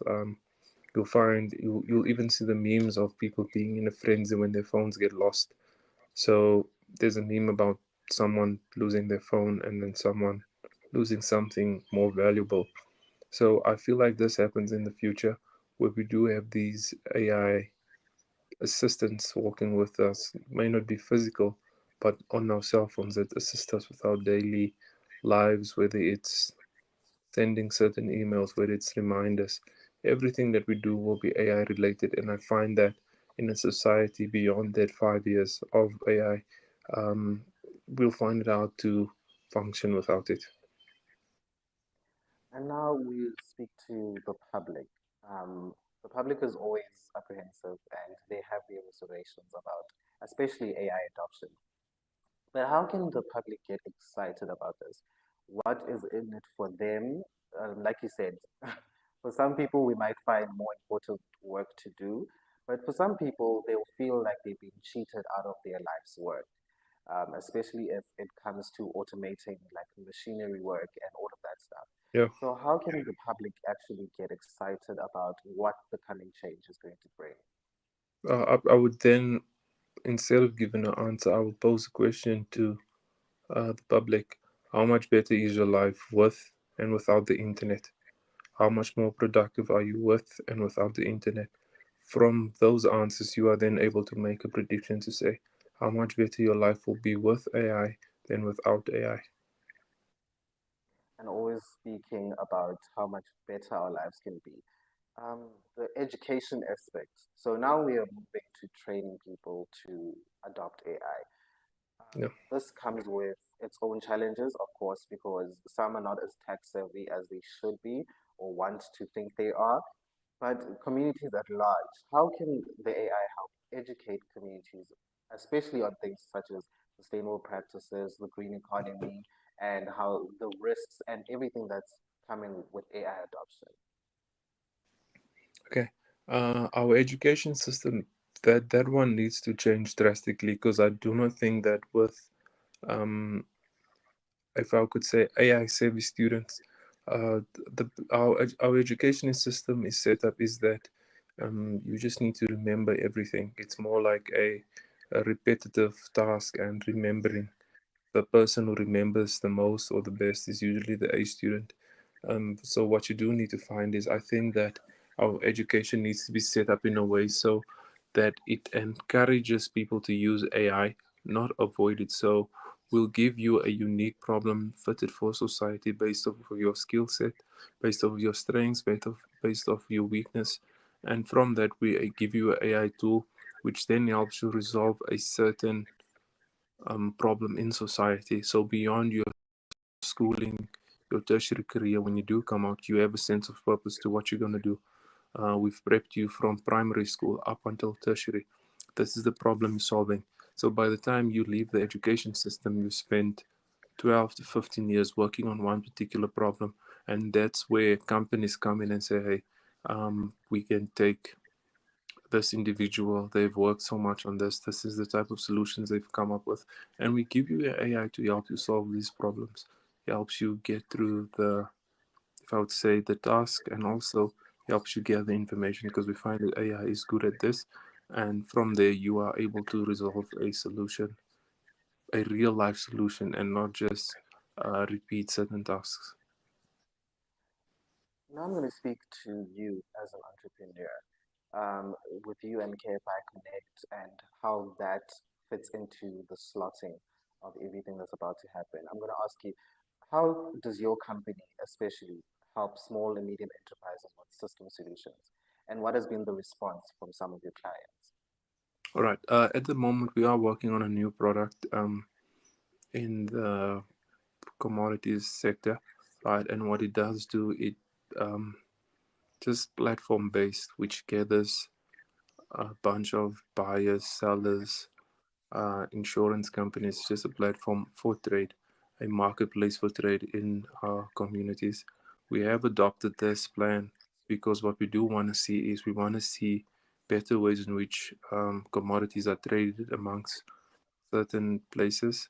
And also, we are then taking some of this, partnering with certain companies, asking them, look, these are smaller companies in the commodities industry that we would like you to fund a partner or grow with. And we have seen a great response from this. And then also, we are looking very soon to reach out to the government to partner with us and help us grow our platform, as well as help the smaller companies in the industry. So now we've given them, like I said, access to a specific platform where they're able to do trade much easier than, instead of them competing with the larger trade and commodity companies. So now you do have access to these larger companies, and you can offer small services or smaller scale services to them. And then also you have the ability to compete with them, in a sense that if I have 6 clients and they are looking at your product, we are offering it to smaller clients first, and then at a later stage, if they're not able to meet the demand, we then offer it up to our bigger clients. You're obviously doing incredible work at KFI, and we commend you for that. And there's other things that you're also involved in, like the IT training initiative for disadvantaged communities. What was the catalyst that said, from starting a company to offering that training, what was the catalyst that went through and made you take that leap? You'll find that without education, or our society looks down on education, we find that there are many people who speak about being great without having an education. But if you look at the data, more people that are great have an education. And having access to education, I feel like the government has failed. There are certain things that people cannot access. However, with the centers coming up with these initiatives, we then find that it's easier for people to get trained and have certain skill and be able to access a certain market and learn from that market and be competitive in the corporate environment. And always being competitive is something that we should strive for, especially as individuals, trying to make sure that the skills that we acquire and everything that we do partake in is compatible. But there's always challenges that come, especially for us in South Africa. I can't speak for most other countries, but in South Africa, there's always a limit to certain things. So, how do you overcome when you're training people, especially in IT? How do you overcome the limited tech experience that you may find from other people? I think what you need to understand, or what everyone needs to understand, in your journey of life, what's most important, the most important commodity is time. Certain people learn stuff quicker, others don't. and you just need more time. And I feel like people, because of our society setup, we have the microwave mindset where we think that everything should be done in 2 minutes, when really it might take you 5 to 10 to get certain stuff done. So giving yourself time to complete or get through certain stuff, and then also applying yourself to it. I feel a big thing is most people don't apply themselves to it because they don't have the patience, they don't have the ability to just wait it out. So, for the last 10 minutes of our program, I'm going to ask you more personal insights and questions about your future vision. So, this is just about you, and you can answer how has your career journey, especially, influenced your perspective on innovation and resilience in the tech industry? um, I've learned that in corporate you meet a lot of difficult people. There's something you see in yourself that others might not, but then also in a way you need to respect how hierarchies work. And then also a big thing as South Africans we need to really work on so much is the, I would say, the racial diversity. We need to come to a place where we do understand, regardless of our race, color, we all are still South Africans, and that we all are working towards the good of one economy, one nation. The individualism needs to stop in a way. That's a big thing I see in career and how it has impact. In terms of how it has impacted my learning, what you find in the big corporates is because of the funds they have available, because of the capital they have available, naturally they do have a better access to market, better access to certain tools to get stuff done, and they have better technologies. So you then get a chance to see how this So, technology works, and then also how it yeah, impacts. here we go. We're back. We're back. Yeah. Oh, I couldn't hear the back end of your question. I mean your answer. So I was just trying to catch up there, but we'll move on because we're we're running on time. What excites you, especially about the potential of AI in creating a resilient and sustainable future? The excitement around AI is, in a way, it allows me to live more purposefully. If AI does the smaller things, I can do, or I can focus on the things that are most important to me. If you do find, if you go through studies, you find that in the next few years, the things that AI will struggle to replace is the social constructs of our world. We find that AI cannot replace what we have as a society, which is, I would say, our souls, our empathy. AI cannot replace that, and that excites me because we then move away from the hustle and bust of capitalism, of building this great product, building this great company, and focus on the stuff that are more humane. So AI allows for that. So AI allows us to have that human connection and deepen it without detracting. And obviously, there's all these things that AI can open up and automate and make easier. But what advice do you have, especially for young professionals interested in blending technology with entrepreneurship? What do you want to tell them? Use it by all means. There are some free platforms. Use as much of it as possible. It will make your journey easier. It will make how much it will save you a lot of productivity on it. So use as much of AI as you can. Do not be afraid to adapt it into your daily lives. Do not be afraid to adapt it into your daily operations, because I think based off of that, you will see the long-term results which AI will bring to you. Now, the final question: where do you see yourself and your future ventures in the next 5 years? We're casting the net again in the next 5 years, especially in the light of AI adoption and environmental sustainability. I think in the future, I'm mentally and emotionally preparing myself to take up a more public administrative role, whether in government or NGOs, and then just ensuring that we do have the sustainability, the frameworks, and the governance to ensure that AI is adopted prominently and across the board. I want to thank you so much for your time and Thank you so much for entertaining us and having this candid conversation with us. This has been really, really insightful, especially for our entrepreneurs who may be watching and who may be inspired to see exactly what can happen in our futures. Thank you for having this conversation with me, and I wish you a great rest of your day. Thank you. Thank you.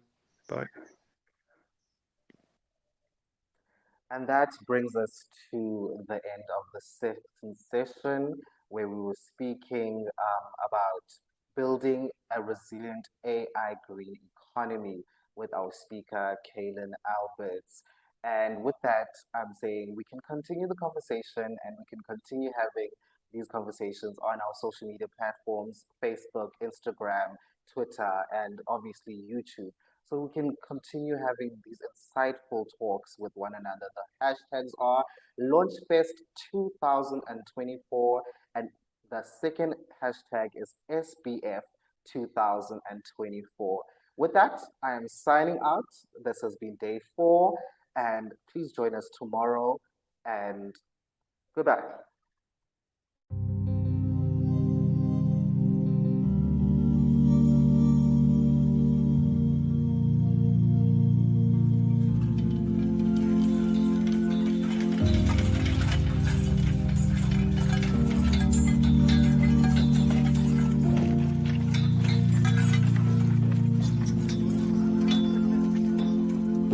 My name is Mudau Patuchezo. I'm the founder and managing director of the Patuchezo Green Surfacing. That I'm also part of Bembe Biosphere Reserve Youth Network. The Patuchezo Green Surfacing is a startup company which was started in 2019, and it focuses on collecting waste plastics and waste biomass. Currently, we are focusing on making biochar-based energy source, which is a Ashamuliro eco briquette. The eco briquettes are made from waste biomass, which is a waste sawdust which we collect from the sawmills, and also the wood char and the ashes which we collect from the schools. Our local schools, they use wood fire to prepare meals for our students. So the byproduct is wood char and the ashes.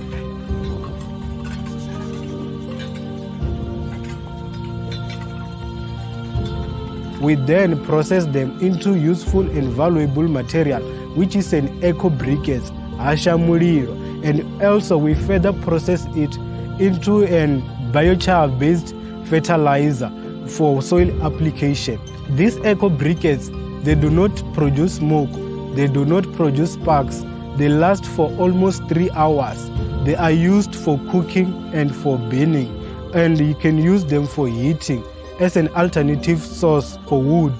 When you use these eco briquettes, it means that you are supporting the environment, because charcoal briquettes is the mitigation measure for climate change. We are also creating jobs with this initiative, where we have managed to employ 11 youth, where we are capacitating them, giving them skills so that they can be able to replicate this idea into other areas where people are facing the challenges of deforestation. But as we are saying that stop cutting the trees, use the wastes that are available out there. So my message to young people out there is that innovation does not require any degrees. We will have to start small, look at the challenges and come up with the solution. Just like us at the Patu Green Surfacing, you can also become a solution where you live. We also recycle waste plastic which sits on our landfill to process them into useful and valuable products like paving bricks.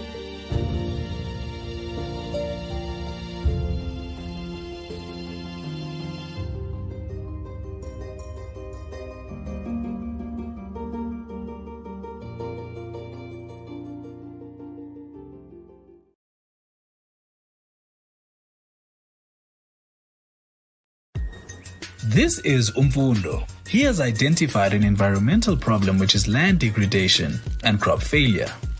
Umfundo wishes to better his environment and community by installing an aquaponics system that helps produce crops and fish. But how will he go about tackling a project of such proportion? Luckily for him, he doesn't have to try and do it on his own. By joining the Imvelisi Enviropreneurs Bootcamp program, he will be provided with knowledge, guidance, and resources needed to build his idea into a business. Imvelisi aims to prepare young people who are considering startup businesses in the water and biodiversity sector for a better understanding of what it takes to start and run a successful business. Assessing the market potential for ideas. Understanding the funding and partnership landscape that will be important in taking an idea forward, as well as the intricacies of starting a business and how to pitch your ideas to possible investors. At Imvelisi, Umfundo can network with other entrepreneurs and stakeholders also attending the bootcamp, while at the same time have the opportunity to engage with technical and business mentorship to help him structure his idea into a potential business, which he is then able to pitch to potential investors in Shark Tank sessions, giving him the possible opportunity to become involved in the Imvelisi mentorship program. At Imvelisi, we open our doors for you to start your own business, leading to adding value to the economy, environment, and community.